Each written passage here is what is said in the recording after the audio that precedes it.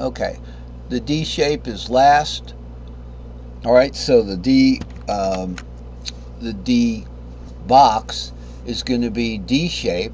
All right, so it's going to be the 2, the 3, the 5, 6, the R, the 2 in a D shape pentatonic. Now, why does this start on the 2? That's a good question, but root starts on the E, okay, and the D just starts on the 2 because we're going to end up with 5 root 3. Now, why it starts on the 2, I'll show you for sure. Okay, I'll show you for sure why it starts on the 2. Why do we start the D-shaped cage on the 2? Because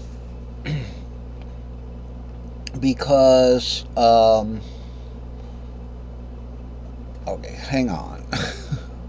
We'll get it in a second. All right, I have the answer.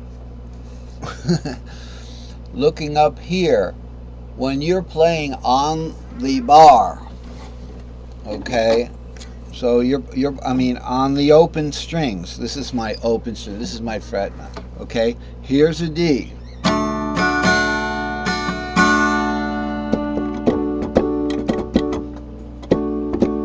Okay, it's a D second diminished, second inversion. All right, this is it. It's an A, a D, and an F sharp. Okay, up here. All right, A, D, and an F sharp. Right here, A, D, and F sharp.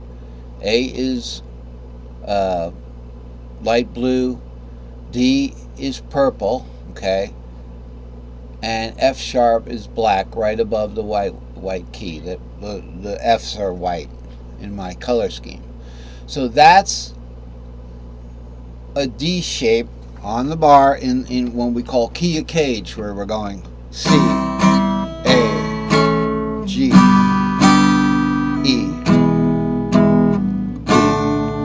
So it's key of C, okay, key of A, key of G, key of E, key of cage, key of G, or D. All right. So that's a D here, which makes this E a 2, because E is the second in the key of D. That's why we start the D shape, this guy, on the 2. All right? So, what we have here is, so here's our D shape C now. It's a D shape C. Whoa. Whoa, we're going to start it on the 2.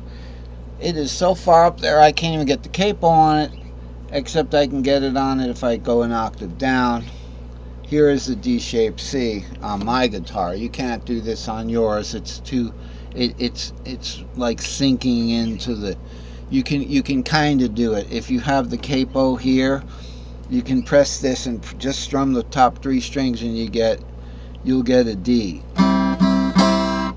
Okay, I think we've all had the frustrations of sinking chords that are sinking into the fret nut. But it makes for some nice sounds if you're comfortable working with open strings.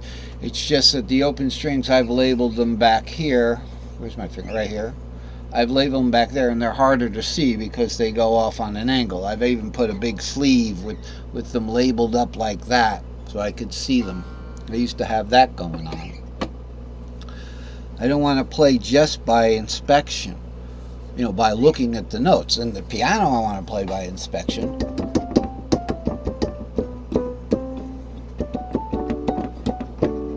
Alright, there's the D, sorry. But in this I want to play by patterns. I want to be able to play, you know, because you're not going to have the notes labeled all the time. Maybe you don't want to do that. Maybe you just want to play in the dark. Alright. So we're going to start on the 2, the D shape, okay? And we'll get the drawing tool back out. We want to do the whole D shape. It's big. It's a big extended cage, but it's not extended for the half diminished, because if we extend for the half diminished, we've got, like, you'll have to be, like Wilt Chamberlain to be able to play these chords. You know what I'm saying? You can't. You have to have really big hands, and it'll go off the fretboard, all that stuff. You can do it, and it's fun. It's fun to play the arpeggios if you know where the notes are. So we're starting on 2 here with the D. So we got the I'm down here, so it's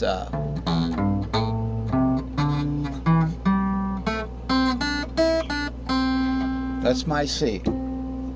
Okay, that's the D part. Now the G shape is going to start. Now in this case we're not expanding down anymore. We're staying on the 2 for the G shape. So it pays to know.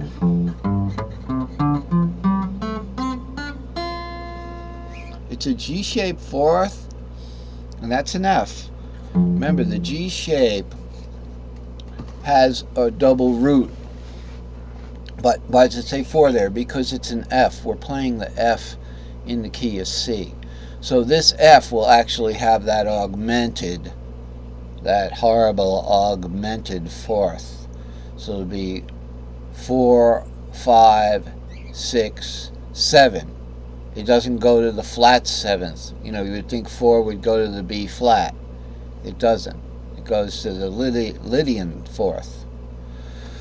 All right, so, and then the 3rd is the A shape G, 2, 5, 7, D, G, B. Second inversion. Okay, so that would be where are we? Up on the D shape down here. So it would be the A shape.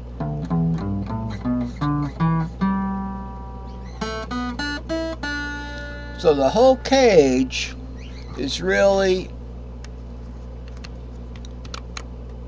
I had the drawing tool up. The whole cage for the D shape, okay, remember it's going to get that root, is right there. That's the cage for the D shape, okay? And now as soon as I move it up, so we go up the line there with an E shaped D minor, okay, E minor shaped D minor. So that's an easy one, right? Here's our D shaped C, E minor shaped D minor. You know what I'm saying?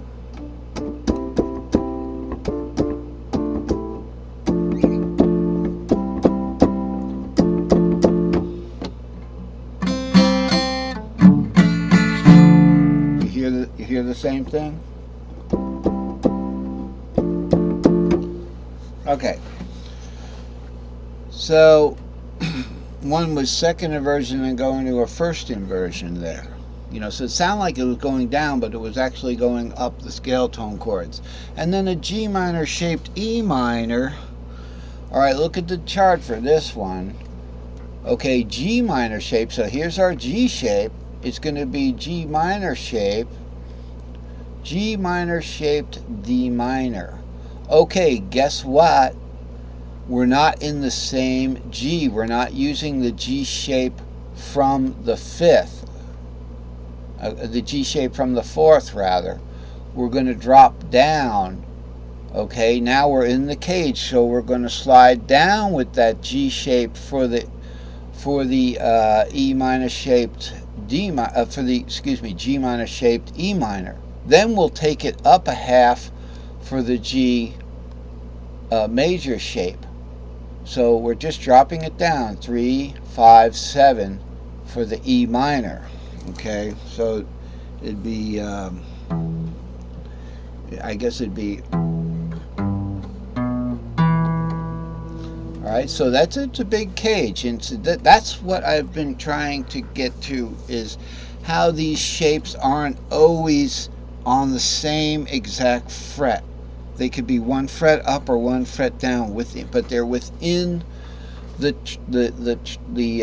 tripentatonic cage. This is the tripentatonic cage. Okay, now if we wanted to get really like big about the cage,